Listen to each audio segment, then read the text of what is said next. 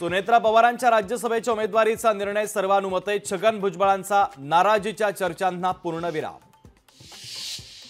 सुनेत्रा पवार यांच्याकडून राज्यसभेसाठी उमेदवारी अर्ज दाखल। सुनेत्रा पवार भाजपच्या कोट्यातून राज्यसभेवर जाणार। प्रफुल्ल पटेलांच्या रिक्त जागेवर सुनेत्रा पवारांची वर्णी लागणार। विधान परिषद निवडणुकीचं चित्र स्पष्ट। मुंबई कोकण पदवीधरमध्ये महाविकास आघाडी विरुद्ध महायुती थेट लढत, तर नाशिक शिक्षक मतदारसंघात तिरंगी लढत।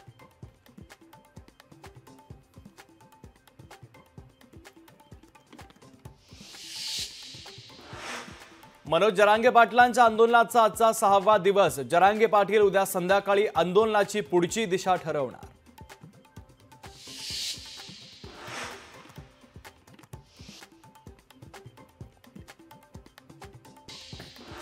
संभाजीराजेंच्या स्वराज्य संघटनेच्या वतीनं शेतकऱ्यांच्या होणाऱ्या फसवणुकीच्या संदर्भात राज्यभरात स्टिंग ऑपरेशन। खतं आणि बी बियाणं वाढीव दरानं विकल्याचा धक्कादायक प्रकार उघडकीस।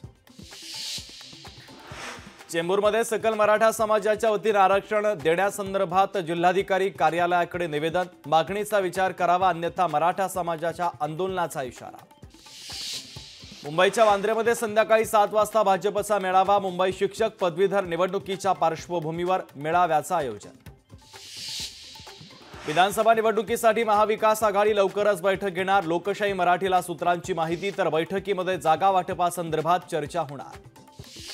परंपरेनुसार यंदाही संत गजानन महाराज संस्थानच्या वतीनं श्रींच्या पालखीचं प्रस्थान। आषाढी एकादशी यात्रा महोत्सवात सहभागी होण्याचं संस्थानचं 55वं वर्ष।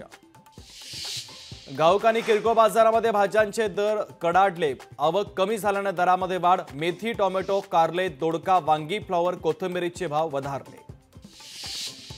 शिवसेनेच्या कर्जत मतदारसंघावर राष्ट्रवादीचा दावा। राष्ट्रवादीचे नेते सुधाकर घारेंकडून मतदारसंघामध्ये जोरदार मोर्चे बांधणी सुरू।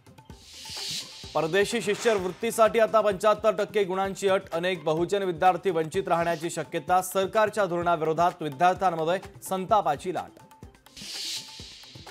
मायक्रोसॉफ्टला मागे टाकत ॲपल जगातली सर्वोत्तम कंपनी। कंपनीचं मूल्य $3.3 ट्रिलियन, तर AI फीचरमुळे ॲपलची जागतिक बाजारातली किंमत वाढली।